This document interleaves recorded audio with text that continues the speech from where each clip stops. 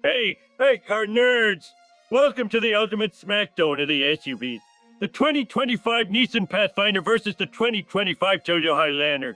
It's like two heavyweight wrestlers going toe-to-toe in the SUV arena, but only one can win a spot in your driveway. So what's it gonna be? The Pathfinder, with its rugged I can tell the moon vibes, or the Highlander, with its I sip gas like a fancy cocktail charm? Let's dive into the nitty-gritty and see which one you love almost as much as donuts. Oh, and smash that like button, hit subscribe, and ring a ding that bell icon. Let's roll, baby! The Highlander comes in hot with two engine options. You've got a 2.4-liter turbo with 265 horsepower, nice and zippy, and a 2.5-liter hybrid with 243 horsepower for the tree huggers out there. Front-wheel drive or all-wheel drive. Pick your poison, and check this out. Combined MPG is a sweet $24,235. Fancy schmancy. The price starts at $39,520 and climbs to $53,675 if you're feeling rich. A solid choice for families who want comfort and style without a bunch of show-off nonsense. Now here comes the Pathfinder, flexing its big old 3.5-liter thick muscles. You get 284 horsepower, or 285 if you grab the Rock Creek trim. Front-wheel drive or four-wheel drive. It's got options. MPG isn't exactly Highlander level at 21 or 23, but who cares when you've got power like this?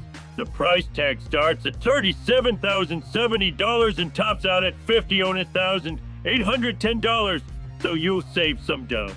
Perfect for families who like their SUVs tough and ready to haul some serious stuff.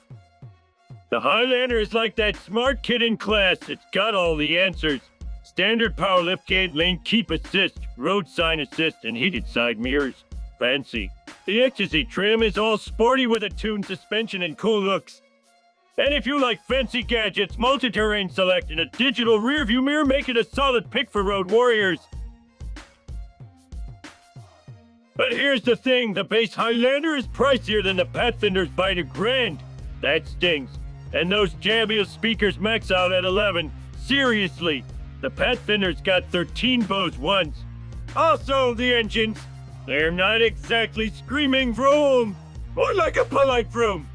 The Pathfinder is like that kid who shows up to the talent show and says, "Hold my duff!" It can tow up to 6,000 pounds compared to the Highlander's measly 5,000. It also has cool tech like dash cams and cabin cams and approach lights so you feel like a VIP.